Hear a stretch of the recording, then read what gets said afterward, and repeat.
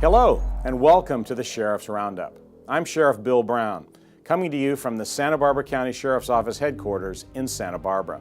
For this edition of the Roundup, we're going to look at some of the events that occurred in the first several months of 2014. We want to begin by thanking our Isla Vista Foot Patrol deputies who have dealt with some very difficult incidents recently. They've made us proud with how they've handled these challenging situations. In March, at a party in the 6600 block of Del Playa, a victim from Rhode Island in town to visit his brother was stabbed in the stomach by 18-year-old Curian Summers Dickinson of Lompoc. The suspect ran from the scene but was apprehended by sheriff's deputies and arrested. While deputies were investigating that crime, a large crowd gathered in the same block and several individuals jumped on top of cars.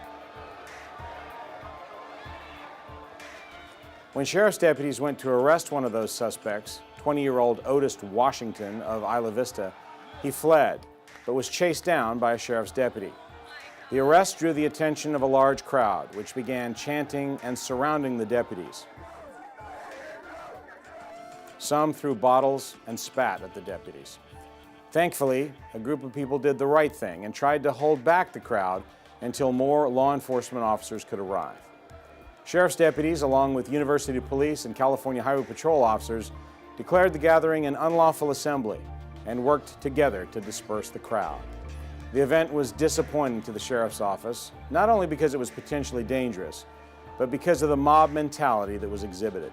Immediately disperse the area. It should be noted that we believe many involved were from out of the area and drawn to Isla Vista's party atmosphere. Isla Vista also had two violent sexual assaults only a month apart. On January the 18th, an 18-year-old UCSB student was forcibly raped by a group of suspects in an alleyway at around 1:30 in the morning. A witness was able to flag down law enforcement and get help. Shortly after, the suspects went to a nearby convenience store and were detained by sheriff's deputies on suspicion of shoplifting. The men were positively identified as being the suspects who had committed the sexual assault. Sheriff's deputies arrested 22-year-old Casey Avila, 18-year-old Charles Dunbar, both of Santa Barbara, as well as a 15-year-old Oxnard resident.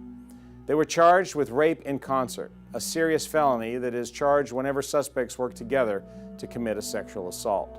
While extreme sexual assault cases such as this one are rare, just 1 month later, another UCSB student was raped by a group of Asian suspects, and this time the 19-year-old victim was also brutally beaten. Fortunately, she managed to make it back to her Isla Vista apartment following the attack and get help. Because she wasn't able to tell investigators exactly where the crime occurred, sheriff's detectives and UCSB police joined forces to search for the crime scene. The Santa Barbara County Sheriff's Search and Rescue Team was brought in to help look for evidence, and they subsequently located the crime scene on the UCSB campus. Composite sketches of two of the suspects were prepared and released. The search continues to locate those who were responsible for this vicious crime. If you have any information on this case, you are asked to call the UCSB Police Department at 805-893-3446. Or you can leave an anonymous tip by calling 805-681-4171. We want to thank the Sheriff's Search and Rescue Team not only for their help with the sexual assault investigation, but for the tireless work this amazing group of volunteers does all year long to help save lives in our community. Here's longtime search and rescue volunteer Jim Frank to to show and tell us more. Search and rescue handles calls for lost hikers. We do the evacuations for fire on behalf of the Sheriff's Office, assist with the fire department for medical emergencies in the backcountry, swiftwater rescues. We also do Project Lifesaver for dementia and Alzheimer patients that wander off. It's a kind of a broad range of things where they need additional manpower, particularly where we need our backcountry skills and ability for wilderness medicine, wilderness transport, ability to work on high-angle terrain with ropes and stretchers and equipment like that. One of the unique skills of the team is man tracking, and it's a skill that was brought to the search and rescue community by the Border Patrol officers many, many years ago. The ability to follow a person's tracks that you almost always leave behind is a very effective way of finding people. It's a skill you have to work at and maintain. Many times for a missing person or a lost person, the first big clue is the car, so we know they're at the trailhead. And the car can give us quite a few clues. The trackers will come up and they'll approach the car very carefully from the back of the car, move around the front to pick up the driver's footprints leaving the car or going to the back of the car, passenger's footprints. And we'll identify those footprints and send that information throughout all the teams. So if we hit a spot on the trail where there's a trail junction, we can make a determination which way that person went. So it's very effective. One response we seem to be getting frequently is hikers that go out for an evening hike and get caught by darkness. Either they don't take flashlights or headlamps, or what they take is inadequate for the situation, or just being out at night, the trail looks very different than it did when you went in the daylight, and they get confused and uncertain where they are, or they take a wrong turn. You're lost in our backcountry at night, you don't know where you're going, it's starting to get cold, it's starting to get dark, things have gotten very uncertain, so it's a great relief to see the headlamps come in, the white helmets, and somebody talking to you. They're usually bringing in water or warm clothes, and you know you're going to find a way back out. Thank you. Thank you. We ask a lot of our team members. You get a lot out of it, you get quite a bit of reward to go out there and find somebody and be able to bring them back, or help an injured person off the trail, or help the detective solve a crime. It is very rewarding, but it is a big time commitment to have the expertise to really serve the community well. Thank you, Jim, and all of our dedicated search and rescue team members who do a superb job. If you would like to be a part of this great team, go to www.sbcsar.org and find out how you too can serve your community. Our Rural Crimes Unit has been very active this year with several unique and large-scale investigations. In January, sheriff's deputies raided a rooster fighting ring in progress. They discovered a large group of vehicles gathered on private property near the Santa Maria Airport and heard the sound of roosters. About 20 to 30 people fled the area when they saw that law enforcement had arrived. Sheriff's deputies arrested 4 suspects. They recovered 19 roosters, 2 of which had to be euthanized due to injuries they had sustained from the fighting. Sheriff's deputies found metal spurs and other items used for rooster fighting and gambling. Cockfighting is a brutal sport. There's no ifs, ands, or buts about it. Usually the winner ends up dying as well as the loser.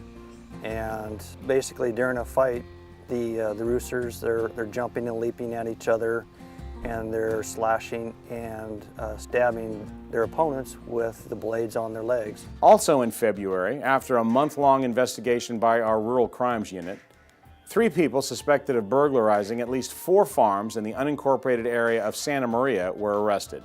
They broke into the farms on Christmas Eve and Christmas Day, stealing about $70,000 worth of equipment, vehicles, and tools. Based on the evidence and the investigation, it was the same people that came back and burglarized the same farm again. And out of that whole investigation, we recovered most of the property, and this was, 3, 4 guys out of Santa Maria, and that was influenced by narcotics. Thank you to Deputy McCarthy and all of the North County deputies and detectives who worked on these cases and helped arrest those repeat offenders. A suspect responsible for going on a tire slashing spree in Solvang was arrested, but not before he ruined tires on 11 vehicles, including 6 postal delivery trucks. Thanks to a quick-thinking citizen who saw the activity and called 911, sheriff's deputies were able to arrive quickly and catch the suspect, who was hiding in the parking lot. In all, the suspect slashed 35 tires and also cut down several flags in the area.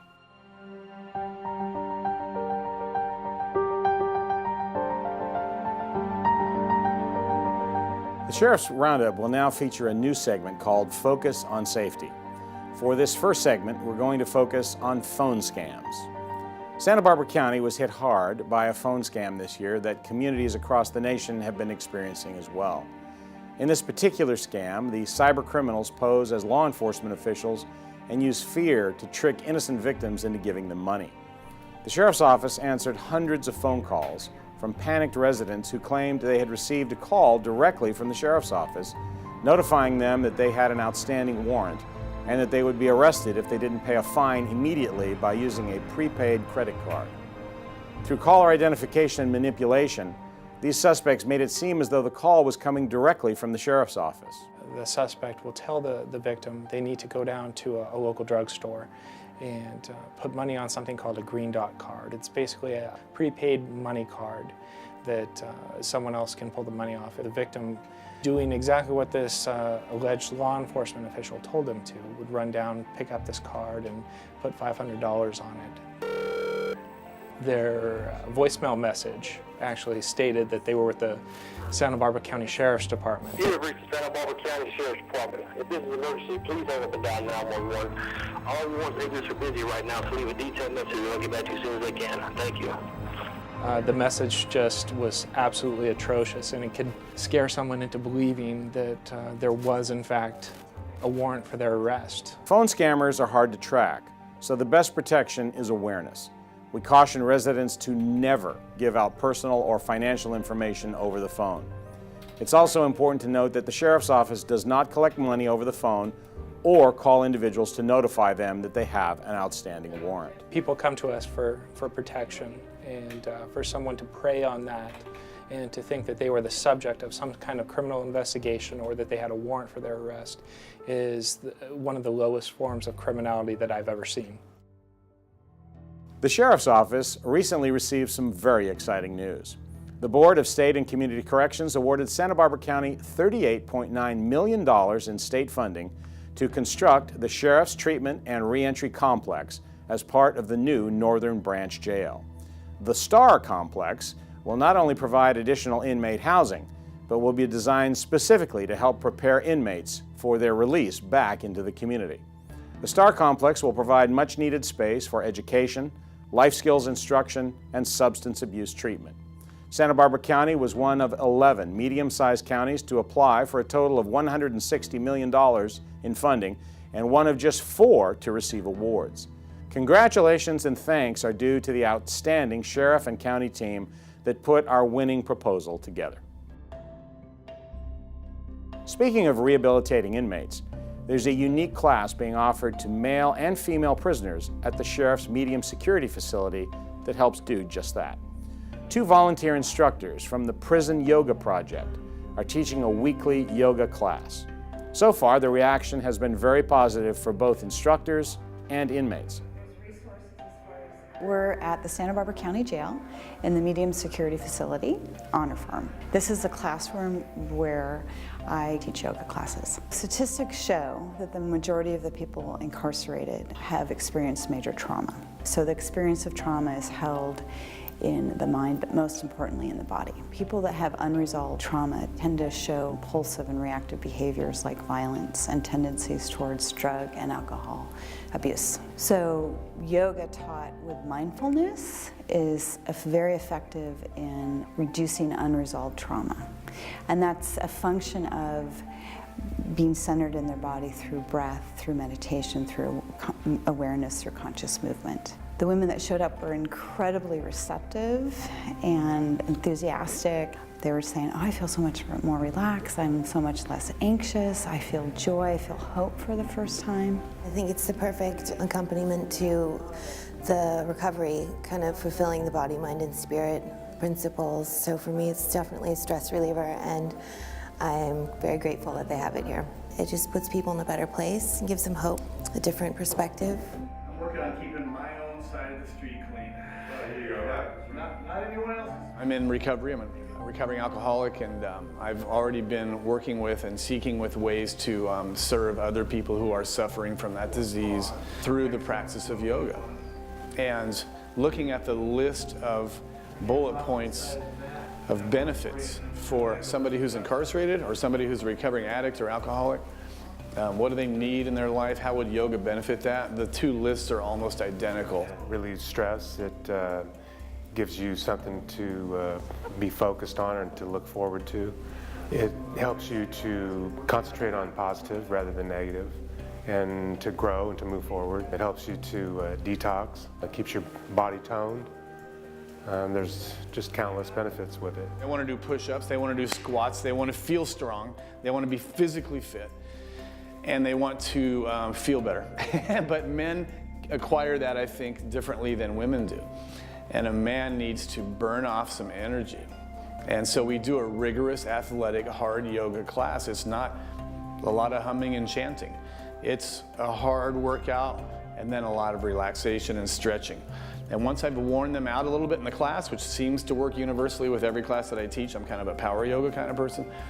If I can just get them a good hard sweat and a good challenging workout, they're going to be really ready to meditate after that.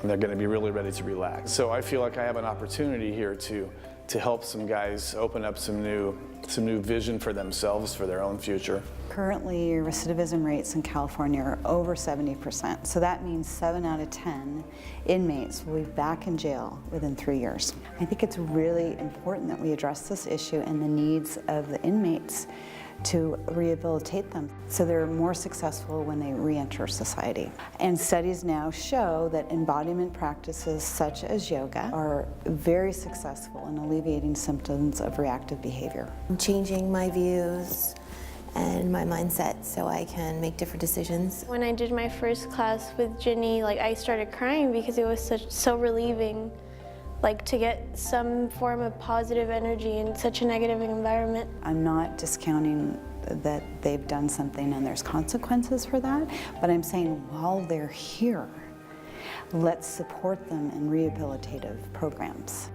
Organizers hope to expand the program and recently received a $10,000 grant from the Hutton Foundation. If you would like to find out more about the Prison Yoga Project, please go to www.prisonyoga.com. The Sheriff's Office recently hired 2 custody deputies to work at the jail, Thomas Stallings and Lonnie Green II. We also welcomed back 2 Sheriff's deputies, Jonathan Jenkins and James McCarroll, and said hello to a new Sheriff's deputy, Paul Lewis, as well as 5 new Sheriff's deputy trainees who are currently going through the Allen Hancock Police Academy. We hired 2 new dispatchers, Fred Angleton and Madeline Patois, and welcomed a new computer systems specialist, Jerry Short.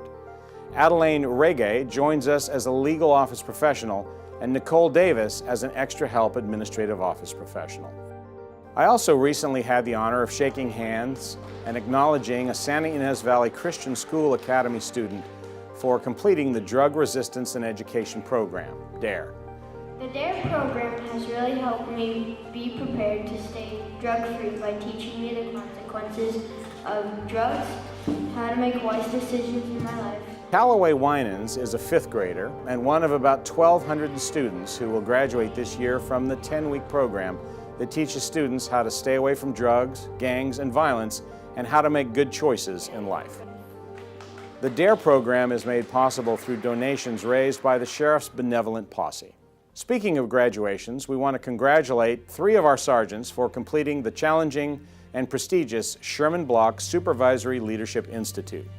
Sergeant John McCammon, Sergeant Mark Williams, and Sergeant Juan Camarena all received their graduation certificates at 2 special ceremonies. They each completed 192 hours of leadership training over the course of 8 months. Well done, gentlemen. We're proud of you.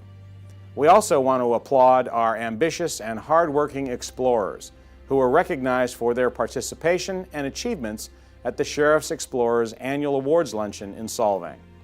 Thank you to the Guild Mortgage Company for its generous donation to the Explorers program in Santa Maria. This outstanding program gives young people with an interest in a law enforcement career a first-hand look at our profession. We had a great turnout for the kickoff of our 2014 Tip-A-Cop season at Chili's in Goleta. Employees from the Sheriff's Office, District Attorney's Office, County Probation, and the UCSB Police Department volunteered as waiters and waitresses to help raise money for Santa Barbara County Special Olympics. Several special athletes showed up to help out as well. This is the 13th year Chili's has hosted a Tip-A-Cop. Last year, altogether, the Tip-A-Cop functions and the law enforcement torch run raised almost $100,000 for Special Olympics in Santa Barbara County. We also had a great turnout for a Coffee with a Cop event held at the Goleta Coffee Company in the Turnpike Shopping Center. Locals showed up to get to know the sheriff's deputies that work in their neighborhoods. Thanks to Goleta Coffee for having us and to everyone who attended. If you would like press releases from the Sheriff's Office and information on programs and upcoming events sent to you, you can sign up to receive Nixle notices directly on your cell phone or your computer. Go to www.sbsheriff.org and click on the Nixle link to sign up. You can also connect with us on Facebook and on Twitter. Well, that'll do it for this edition of the Sheriff's Roundup. Until next time, thanks for watching, and thanks for supporting us as we protect your safety.